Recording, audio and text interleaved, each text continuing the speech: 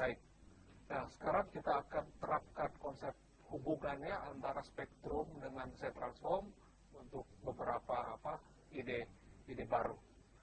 Nah, salah satu ide yang berkembang itu yang kita sebut capstrom. Nah, ini agak ajaib sebetulnya istilahnya karena dia tidak tahu mau kasih nama apa ya. Perhatikan ini spektrum sebetulnya.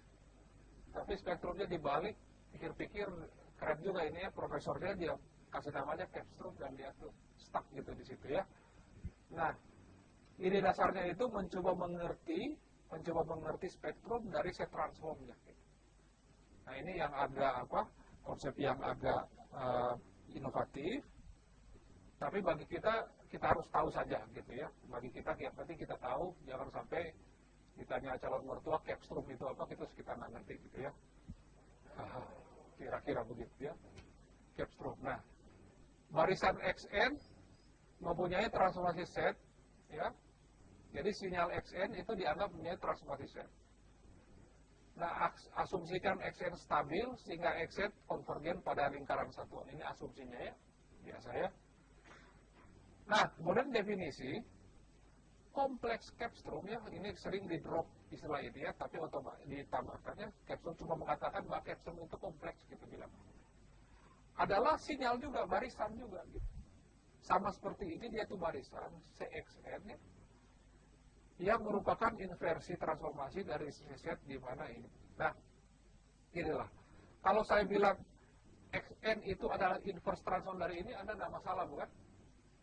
Nggak masalah ya. Jadi kalau saya definisi XN adalah inverse transform dari XZ, no problem bukan?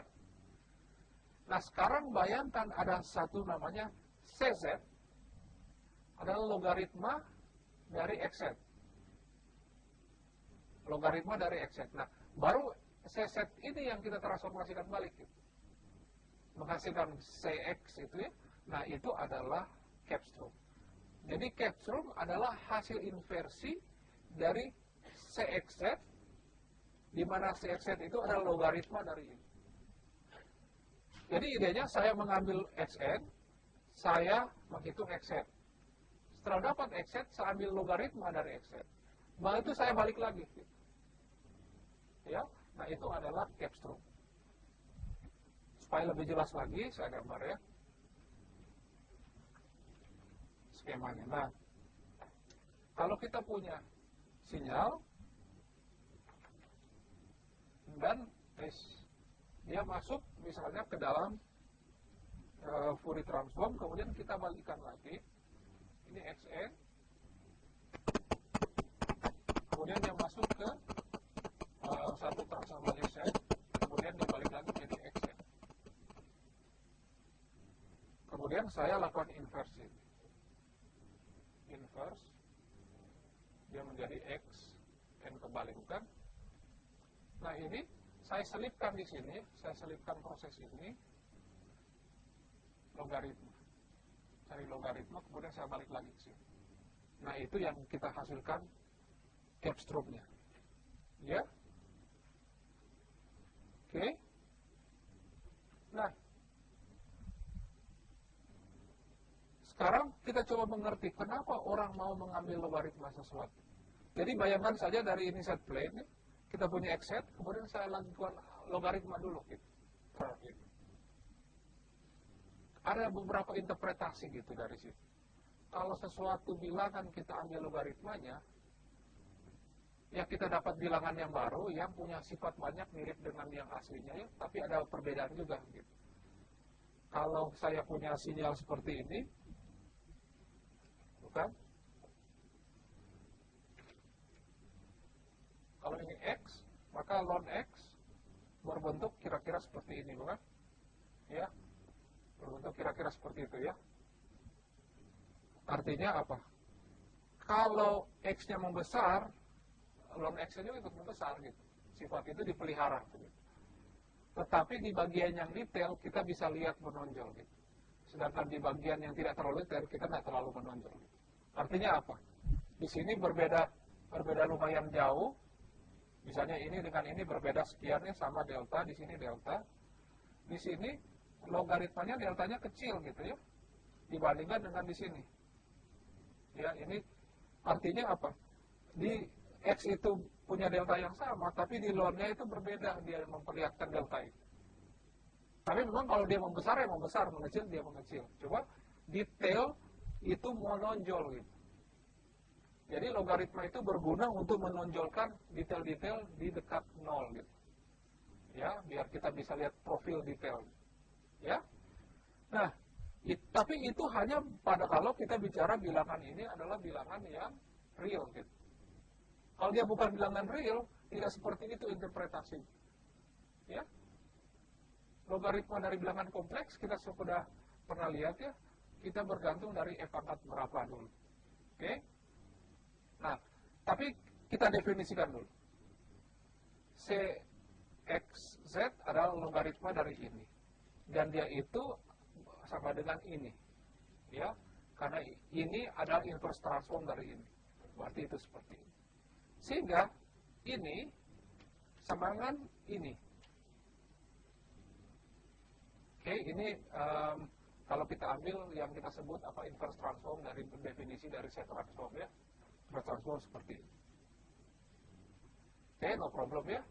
Nah, sekarang perhatikan kalau kita extend konsep itu, ini biasa ya, kita sudah tahu, yang ini yang tadi, maka kalau X itu adalah ini,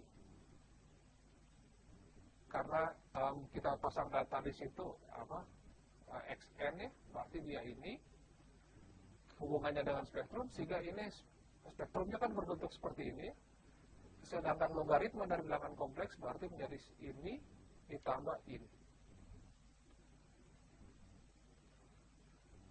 Oke, nah perhatikannya bahwa sebetulnya ini kalau kita mundur lagi, kita kan bicara ini, tapi Z-nya kita ganti dengan E pangkat J omega kan karena hubungan antara Z dengan itu E pangkat J omega. Jadi saya ganti dengan E pangkat J omega sehingga saya dapat ini. Ya, setelah saya dapat ini, maka kalau ini kita logaritma ini perkalian, maka ini ditambah ini, logaritma ini tambah ini. Tapi keistimewaannya sekarang ini. Yang ini, karena dia bilangan real, maka dia patuh terhadap penjelasan saya di sini. No problem yang ini. Tapi yang ini, kalau saya logaritma, ini lihat ada E di sini, sehingga ini turun menjadi J omega theta. Jadi, di sini adalah sudut.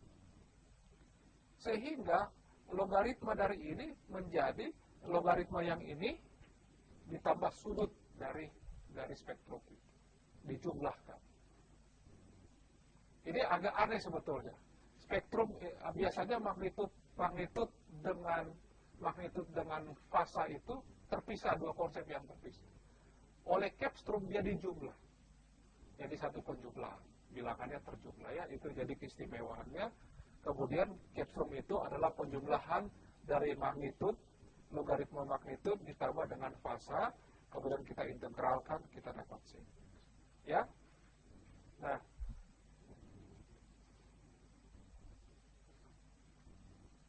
sehingga karena dia seperti ini, maka kita bagi dua macam ya, penjumlahan. Ini karena jumlah, saya bisa integral yang ini, dan saya bisa integral yang ini, nanti hasilnya jumlah. Ini yang terkait dengan magnitud, ini yang terkait dengan fasa. Yang terkait dengan magnitud yang ini, yang terkait dengan fasa yang ini. Ya. Jadi Capstrom sekarang yang real itu biasanya ini, yang magnitudnya ini. Kalau yang kompleks ini yang kompleks. Yang real itu ini dan ini. Ya. Nah, ini asal tahu saja ya. Jadi Capstrom ini banyak dipakai sekarang untuk memisahkan, melakukan estimasi spektra konten dari sinyal suara. Ya, kita cuma periksa saja magnitud dari sinyal suara dan kita bisa estimasi dia itu punya spektrum seperti apa. Oke. Jadi ini cerita tentang Capstrom. Secara matematika saya kira cukup bisa diturunkan. Memang aplikasinya itu bergantung dari seberapa besar kita bisa gunakan tools ini untuk speech. Nah, konsep ini banyak dipakai untuk speech processing. Baik, kita break di sini. Kita akan lanjutkan lagi setelah break ini dengan beberapa aplikasi dari hubungan antara set transform dengan Fourier transform.